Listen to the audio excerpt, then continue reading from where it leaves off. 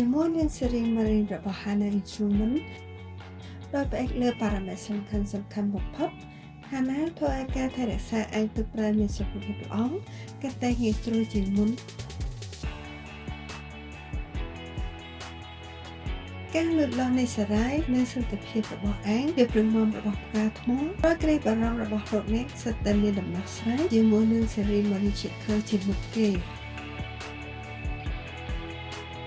Hannah ប្រើជូនឧបករណ៍វាក់អាកាឡាំងពី model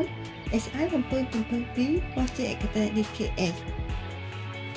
ខណៈដែល SI755 របស់ជាឯកតេ PPM ឧបករណ៍វាស់នីត្រាតទាបបំផុតរបស់ Hannah ជួយរក្សានីត្រាតឲ្យស្ថិតក្នុងកម្រិតទាបបំផុតដើម្បីរក្សាកាល់ស្យូមឲ្យសមស្របសម្រាប់សារពាង្គកាយបង្កើតកាល់ស្យូមជាខើផលិតផលរបស់កាល់ស្យូមបានលឿននិងសក្រិតការលូតលាស់នៃសារ៉ាយគឺជាក្តីបារម្ភសម្រាប់អ្នកចិញ្ចឹមអាងទឹកប្រាក់គ្រប់គ្រួសារ Checker Water Sport ទាបបំផុតរបស់ Hannah នឹងជួយរក្សាអាងទឹករបស់អ្នកឲ្យស្ថិតក្នុងកម្រិតល្អបំផុតបើវិធាននិងឧបករណ៍តែធម្មតា Chlorimeter Digital ផ្ដល់នូវដំណោះស្រាយ